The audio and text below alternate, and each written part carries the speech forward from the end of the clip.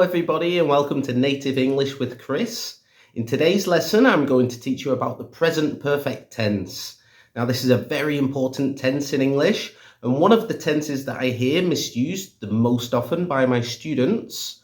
So today I'm going to teach you how to use this tense properly and effectively. And if you're wondering what the present perfect tense is, a sentence with the present perfect tense is something like I have lived in Prague for 7 years. The present perfect tense always uses the verb have or has if it's the third person singular, and then it uses the past participle, which is the third form of the verb. So with the verb go, the past participle would be gone. So it's go, went, gone. With the verb be, the past participle would be been. So I'm just going to give you two sentences now. The first one is I have been to England. And the second one is, I have been to England last year. Now I want you to have a think if these sentences are correct or not. Maybe one of them's correct and one isn't. Maybe they're both correct or they're both incorrect. And I'm going to come back to them at the end of the lesson. And hopefully, after I've taught you how to use the present perfect properly, you'll be able to work out which of them are incorrect and how to correct them, assuming that one or both of them are incorrect. That might be a bit of a clue there. So firstly, we're just going to go over something I've gone over in another video that I made. The video about the 5 most common mistakes I hear in English. You can see that video if you click here right now. But basically, one of the most common mistakes that I explain in that video is confusing the past simple tense and the present perfect tense. The key to understanding this difference is understanding the difference between finished time and unfinished time. For example, a sentence that uses finished time is, I had my haircut last week. I know it might not look like it, but I really did have my haircut.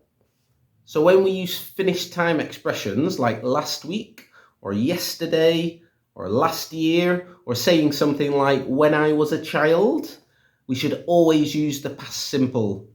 And we shouldn't use the present perfect.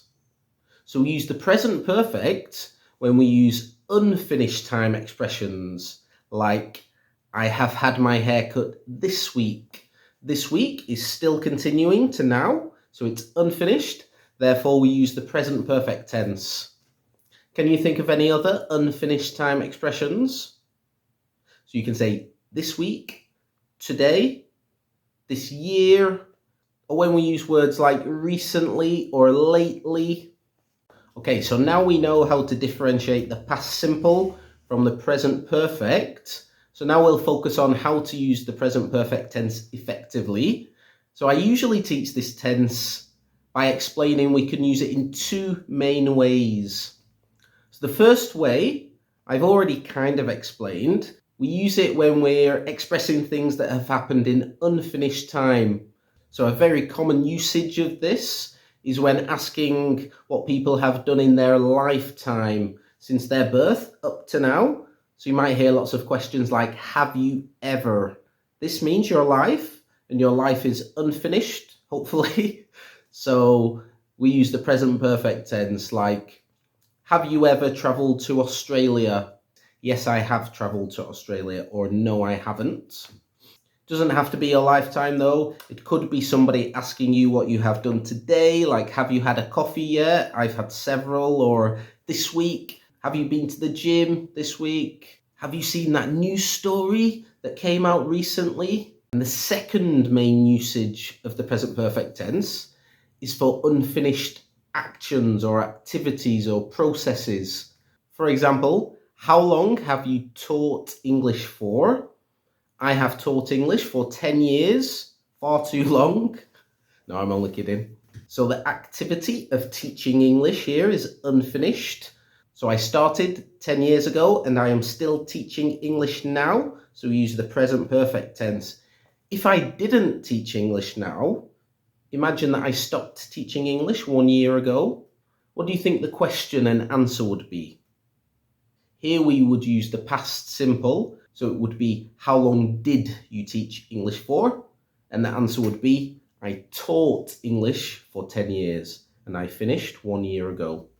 Another question for you could be, how long have you known me for? Not personally, but through my video lessons. And your answer could be, I have known you for 1 month, or I have known you for 1 week. Far too long for you probably as well. And with this usage of the present perfect, if you want to say how long the activity or the process has lasted for, we use the words for or since. If we use the word for, then we're talking about the time duration. Like, I have known you for 1 month. This is the duration of knowing you. However, if we use the word since, this is used to express when the activity or the process started. So I have known you since April, or since May, or since last week, some time period in the past. So that's it basically. That's how we use the present perfect tense. There are 2 main ways. One, for things that have happened in the past but in unfinished time, like I have done a bungee jump in my lifetime. I did it in the past, but my lifetime is unfinished. Or I have had 3 beers today. Those beers were in the past, but the time today is unfinished. So that's the first usage. And the second usage is for unfinished activities or processes. Like, I have played football for 20 years. I started 20 years ago and I still play football. So the activity of playing is unfinished. Or I have been here for 1 hour. I came 1 hour ago and I'm still here. So the activity is unfinished. So those are the 2 uses of the present perfect. If you can get your head around those 2, then you'll be able to use the present perfect perfectly. So just coming back to those 2 sentences that I gave you at the start of the lesson. One was, I have been to England, and the other was, I have been to England last year. Did you manage to have a think about these and which one is correct or incorrect? So obviously the first one, I have been to England, is correct. It's fine. You're speaking about your life, yeah? I have been to England. You don't have to expressly say, in my life. For the other sentence, I have been to England last year, this is incorrect because last year is finished time.